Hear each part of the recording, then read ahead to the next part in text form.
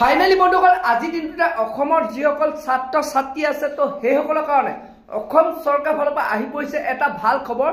তো বন্ধুসকল যোনটো কি বৰ্তমান খবৰ আহি পৰিছে তো বন্ধুসকল আপোনালোকে এতিয়া তো যিসকল ছাত্ৰ ছাত্ৰী আছে তো সেইসকলে আপোনালোকে এতিয়া মাহেকত আপোনালোকে ৩০০০ টকা লাভ কৰিব।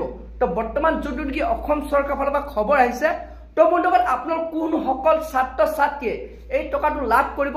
তো তাৰ ওপৰত যোনটো কি বৰ্তমান মুখ্যমন্ত্ৰী ডাঙৰীয়াই ঘোষণা কৰিছে কোনটো মাহৰ পৰা কোন সকল ছাত্ৰ ছাত্ৰী এই টকাটো লাভ কৰিব। তো সবিশেষ আপোনালোকক মই সেই ভিডিঅ' ক্লিপটো দেখুৱাম।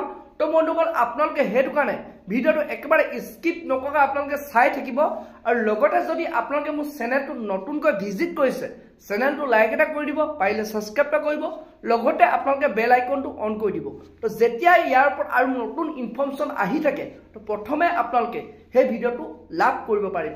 তো বলক বন্ধুসকল আপোনালোকক মই এতিয়া দেখুৱাইছোঁ যোনটো নেকি বৰ্তমান মুখ্যমন্ত্ৰী ডাঙৰীয়াই আজি ঘোষণা কৰিছে। তো বলক এতিয়া আপোনালোকক মই দেখুৱাই আছোঁ। এইবাৰ আমি আৰু এটা কথা চিন্তা কৰিছোঁ যে আমাৰ যিবিলাক ল'ৰা ছোৱালীয়ে মেট্ৰিক পৰীক্ষা দিয়ে, বছৰত আমাৰ ল'ৰা ছোৱালীয়ে মেট্ৰিক পৰীক্ষা দিয়ে, মেট্ৰিকৰ আগত ল'ৰা ছোৱালীয়ে নোট কিনিব লাগে, কিতাপ কিনিব লাগে, কলম পেপাৰ পাঠ্যপুথি কিনিব লাগে। দুখীয়া মানুহে এইবিলাক কৰোঁতে বহুখিনি টকা পইচা যায়।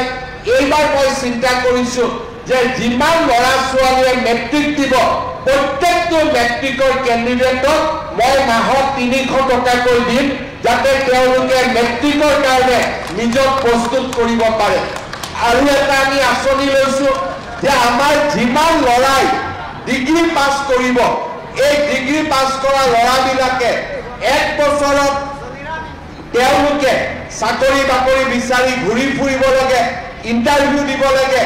গতিকে যিমান ল'ৰা ছোৱালীয়ে ডিগ্ৰী পাছ কৰিব সকলোকে ১ বছৰৰ বাবে ২,৫০০ টকাৰ এটা স্কলাৰশ্বিপো প্ৰত্যেক মাহত দিবৰ বাবে আমাৰ চৰকাৰে সিদ্ধান্ত গ্ৰহণ কৰিছে।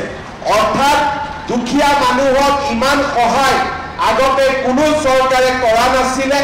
আমি আপোনালোকৰ কাৰণে এই কামবিলাক হাতত লৈছোঁ আৰু আমি কাম কৰি গৈ থাকিম।